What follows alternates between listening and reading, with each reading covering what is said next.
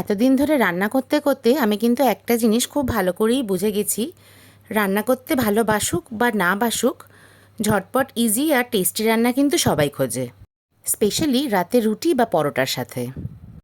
নমস্কার বন্ধুরা, আমি ইপসিতা দ্য হানি কিচেনে আপনাদের অনেক স্বাগত। আজ আমি বানাচ্ছি একদম সিম্পল আর কোনো মশলা ছাড়াই সাউথ ইন্ডিয়ান স্টাইলের একটা আলু আর ডিমের তরকারি। প্রথমে নিয়ে নেবেন সাদা তেল, এটা কিন্তু সাদা তেলেই রান্না হয়। একটু গরম হয়ে গেলেই দিয়ে দেবেন শুকনো লঙ্কা ফোড়ন, তার একটু পরেই দেবেন সর্ষে ফোড়ন। সর্ষেগুলো একটু ক্র্যাক হওয়া পর্যন্ত কিন্তু আপনাদের অপেক্ষা করতে হবে। এখন দিয়ে দিলাম কিছু লঙ্কা। লঙ্কাগুলোকে কিন্তু আমি হামানদিস্তায় থেতো করে নিয়েছি।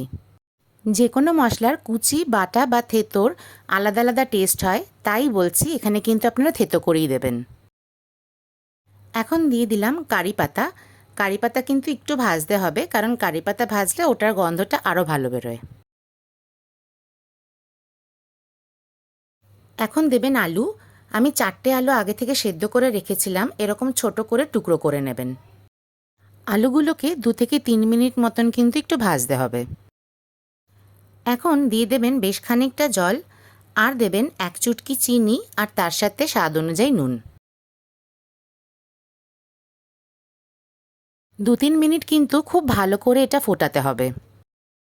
এটা কিন্তু আমার নিজের ইনভেন্ট করা একটা রেসিপি। অনেকভাবেই রেসিপিটা বানিয়ে ট্রাই করেছি, যেটা বেস্ট সেটাই আপনাদের সাথে শেয়ার করছি। 2-3 মিনিট পরে ফিরে আসলাম। আলুগুলোকে আমি কিন্তু এখানে স্ম্যাশার দিয়ে একটু স্ম্যাশ করে নিয়েছি। দেখুন, স্ম্যাশার দিয়ে কিন্তু একদমই ঘেঁটে দেবেন না, কিছু বড় পিসও রাখবেন আর বাকি কিন্তু একটু স্ম্যাশ করে দেবেন। এতে কি হবে, আপনাদের গ্রেভিটা একটু থিক হয়ে যাবে। এখন দেবেন বয়েলড এগ। এখানে আমি 4টে ডিম সেদ্ধ করে রেখেছিলাম। ডিমগুলোকে আমি 4টে ভাগ করে কেটে নিয়েছি। কুসুম যদি ডিম থেকে আলাদা হয়ে যায় তাহলেই কিন্তু ভালো। কুসুম যদি ঝোলের সাথে হালকা মেল্ট হয়ে যায় তাহলে কিন্তু রেসিপিটা আরও খেতে ভালো হয়।